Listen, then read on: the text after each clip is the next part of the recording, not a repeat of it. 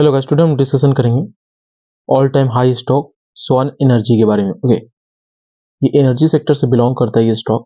अपन जानेंगे कि इसमें एंट्री कैसे लें एंड टारगेट कहाँ पे लेंगे एंड एग्जिट कहाँ पे करना है। Okay, Swan Energy in daily basis पे अगर बात करेंगे तो इसका जो RSI है 64 के आसपास इसका RSI है।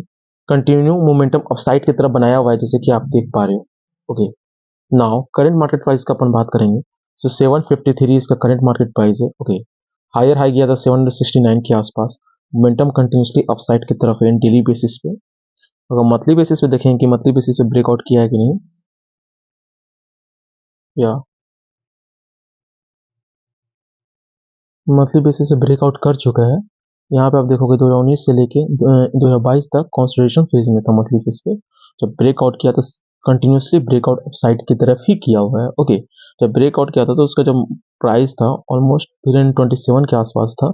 नाउ अभी डबल है, 769 के आसपास है। ओके, अगर इसमें एंट्री लेना होगा ये जैसे 770 ब्रेकआउट करेगा, एंट्री करेंगे, स्टॉप लॉस लगाएंगे 708 का। ओके, एंड टारगेट लेके चलेंगे 900 टू 1000 तक। ओके, क्योंकि 900 टू 1000 बहुत जल्दी ही कैप्चर करेगा। ओके, क्योंकि ऑलमोस्ट 800 के पास आ गया है, मोमेंटम कंटिन्यूसली अपसाइड की तरफ है।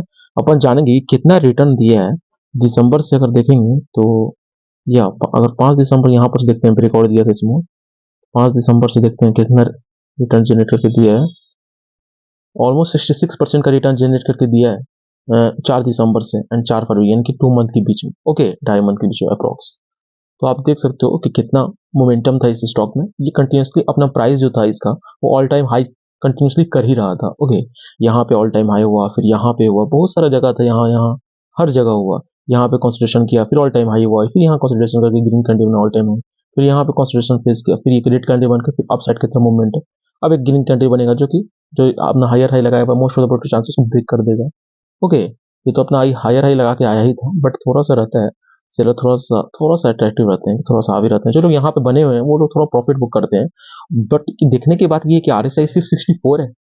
बताओ कि जब भी वो स्टॉक कितना बढ़िया स्टॉक है, जब जब ब्रेकआउट कर रहा है, जब जब ब्रेकआउट कर रहा है तो RSI 64 क्यों है मैं बताऊं।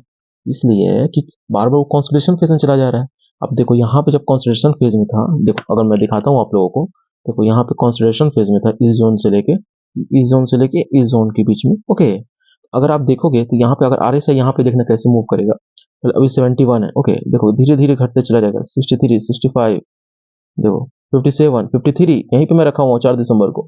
और फिर देखो जब ब्रेकआउट हुआ, ये देखो 63, यहाँ पे देखो 67, 75, 80, 79, तो ऐसे भागता है। फिर यहाँ पे जब ऑल टाइम हाई दे दिया, फिर यहाँ पे कंसोलिडेशन किया, देखो धीरे धीरे धीरे धीरे धीरे कम हो रहा है RSI।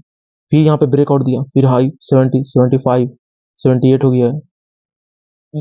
स्टॉक कितना बेहतर है कि ये भाग भी रहा है और साथ में कंसोलिडेशन भी कर रहा है, फिर ब्रेकआउट दे रहा है, फिर भाग रहा है, फिर कंसोलिडेशन कर रहा है, फिर ब्रेकआउट दे रहा है। क्या नहीं है इस स्टॉक में।